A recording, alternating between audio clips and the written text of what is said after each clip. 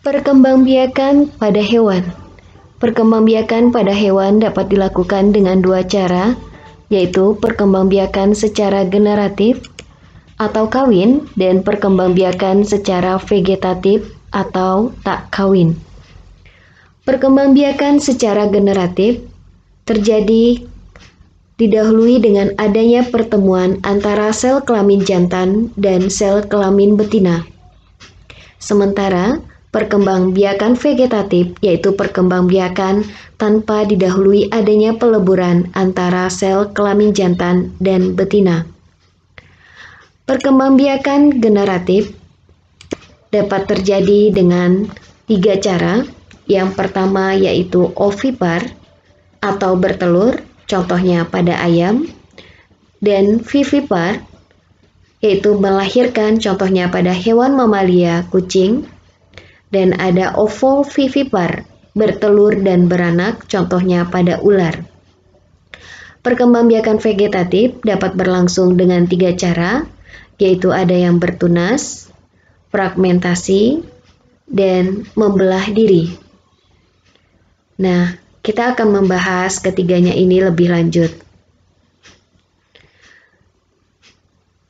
Bahwa perkembangbiakan secara vegetatif atau tidak kawin hanya terjadi pada hewan-hewan tingkat rendah. Perkembangbiakan secara tidak kawin dapat dilakukan dengan beberapa cara. Yang pertama tadi adalah membelah diri, yang kedua bertunas atau buding, dan yang ketiga adalah fragmentasi. Kita akan bahas tentang membelah diri. Perkembangbiakan vegetatif pada hewan dengan cara membelah diri terjadi pada hewan bersel satu, misalnya pada amuba. Amuba mempunyai inti sel. Perkembangbiakan amuba dimulai dengan pembelahan inti sel menjadi dua bagian. Setelah itu diikuti dengan pembelahan cairan sel dan dinding selnya.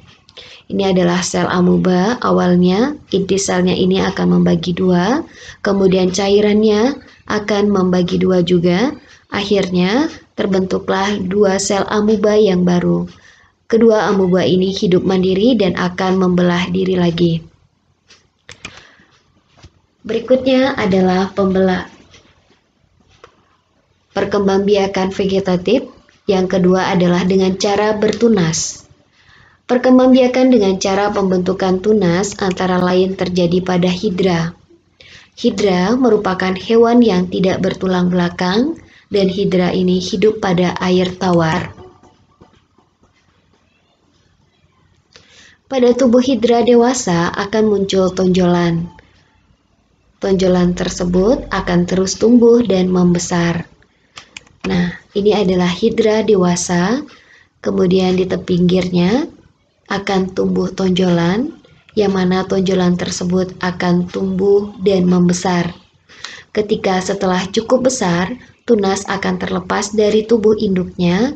Tunas yang terlepas ini akan tumbuh dan berkembang menjadi individu baru.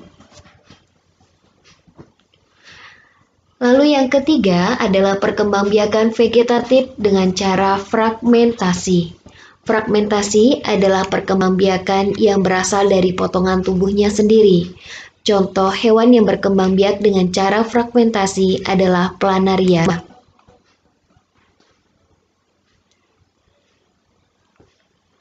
Cacing planaria merupakan cacing pipih yang tinggal di bawah bebatuan di sungai dan ukurannya sangat kecil.